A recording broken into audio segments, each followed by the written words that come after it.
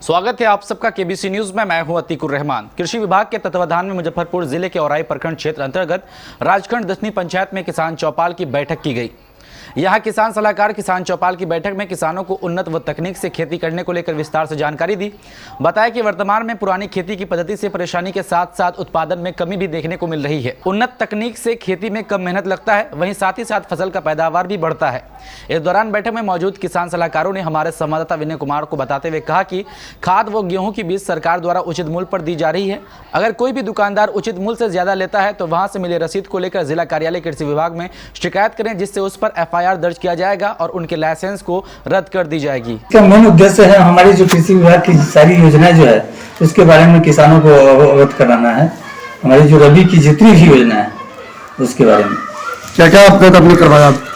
अभी जो है किसानों को हमने जो मिट्टी जांच से संबंध में बताया और हमारी जो मुख्यमंत्री बीज विस्तार योजना है उसके संबंध में बताया। गेहूं का जो बीज आने वाला है उसके संबंध में बताया। मिट्टी जांच के संबंध में बताया।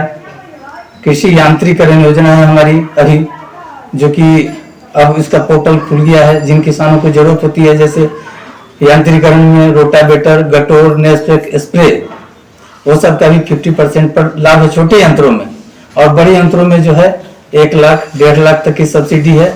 जैसे कि रीपर बाइंडर वो ले सकते हैं, एक में 1,40,000 की सब्सिडी है, एक में 2 लाख की सब्सिडी है। यही सब।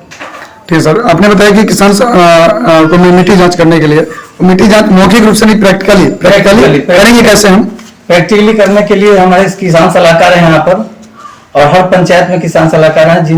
जहाँ पर इस तरह की समस्या होगी हमारे किसान के साथ हमारे किसान सलाहकार जाएंगे, उनको ट्रेनिंग दी गई है और उसके माध्यम से वो मिट्टी का नमूना लेंगे और उसको जो जिला स्तर पर भेजेंगे, उसका टेस्ट होगा और किसानों को उपलब्ध कराई जाएगी।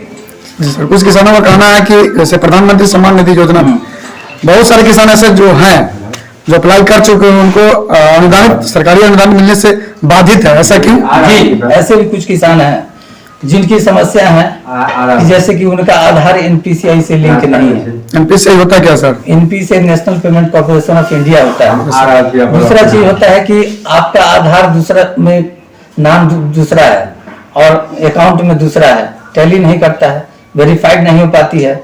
इसके कारण भी बहुत सारे एप्लीकेंट जो है छट जाते हैं। बहुत माने कई तरह की समस्या है उसमें। जैसे कि आप अकाउंट नंबर उसमें दिए, चाहे आपने आवेदन किया, हो सकता है 1 डिजिट उसमें छूट गया तो बेकार चला गया। अब जब तक आप उसको दोबारा पुनः सुधार नहीं कराते हैं तो आपका जो है उसका समस्या का समाधान नहीं होता है। तो ऐसे किसान हैं जो अगर जिनका पेमेंट अगर नहीं आता है, भुगतान नहीं होती है, पेंडिंग में फंसा हुआ है, वैसे किसान किसी समन्वय से मिलेंगे और अपनी समस्या को बताएंगे। बताने के बाद वो देखेंगे कि इनका स्टेटस चेक किया जाता है पहले, कि इस स्टेटस में बताता है कि इनका किस तरह से जो कहां से कौन सी कमी के कारण जो इसका भुगतान नहीं हो पाया, तो उस पर स्पष्ट लिखा रहता है कि NPCI से लिंक नहीं होने के कारण, PMS बैंक का होता है, PFMS कुछ हाँ, उससे लिंक नहीं होने के कारण, आधार में त्रुटि होने के कारण सब लिख दिया जाता है। तो हम लोग देखते हैं, दोनों का आधार को लेते हैं, आपका बैंक अकाउंट को लेते हैं और देखते हैं कि आवेदन जो हमने किया है उसमें क्या नाम लिखा हुआ है, आपके बैंक पासबुक में क्या नाम लिखा हुआ है।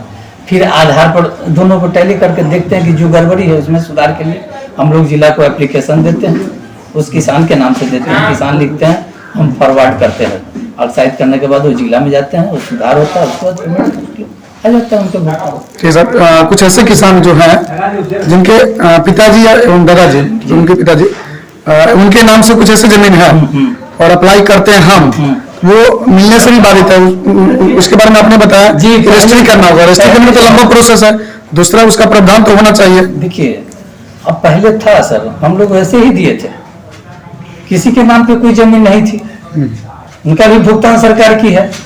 लेकिन जब संख्या धीरे धीरे बढ़ती है तो सरकार भी एग्रेसिव होती है कि भाई गलत आदमी लाभुक तो इस पर नहीं ले रहे हैं, तो सरकार चाहती है कि उसी को हम लाभ दें, है ना, जो जिनके पास खेती योग्य भूमि हो। खेती योग्य भूमि का मतलब 10 कट्ठा, 15 कट्ठा, 1 एकड़, सब तरह के लोग हैं, तो उससे कम नहीं होना चाहिए।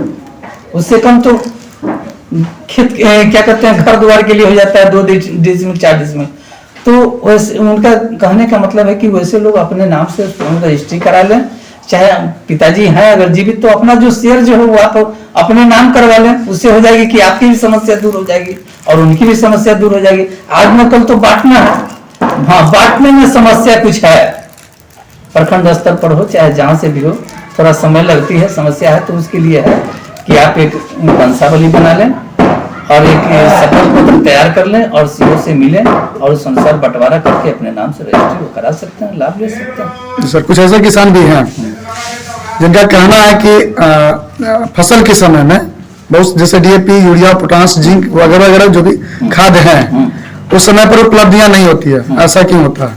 देखिए पहले और रेंज गवर्नमेंट का रेंज जो है उससे भी अधिक पेमेंट लिया जाता है। नहीं, इस बार ठीक है, इससे पहले तो लिया जाता था, ऐसा था, होता था कि खाद का जैसे हम यहाँ कुछ भेजे, हो सकता है दुकानदार लोग होते, रिटेलर एजेंसी वाले सब होते हैं, बहुत बड़े बड़े होते हैं वो लोग, वो सलाह तो आप लोग देंगे ना कि कहाँ से लेना है किसान भाइयों? हाँ, वो हमारे जितने भी डीलर हैं है ना, डीलर के यहाँ से सबको निर्धारित कर दी गई है।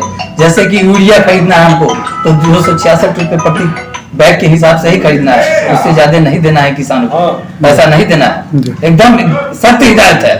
अगर कोई देते हैं तो अगर हम बता रहे हैं लोगों की 266 डीएपी 1200 रुपये है सर, उसमें निर्धारित मूल्य निर्धारित कर दिया गया है। इसी तरह सभी खाद में जो है अब प्राइस लिस्ट दे दिया गया है, आपसे उसी प्राइस लिस्ट से ही जो है उसका खरीदारी करना है और वैसे ही दुकान पर नहीं जाना है। जो माने कि खरीद करके एजेंसी से ले आते हैं 2 बोरा 4 बोरा, तो स्वाभाविक है कि बेचते हैं, लेकिन एकदम गलत है। उस पर सारा रिस्ट्रिक्शन है, हमारे जिला कृषि पदाधिकारी द्वारा, हमारे सचिव महोदय द्वारा सख्त आदेश दिया गया है कि वैसे दुकानदार को प्रश्रय नहीं दें।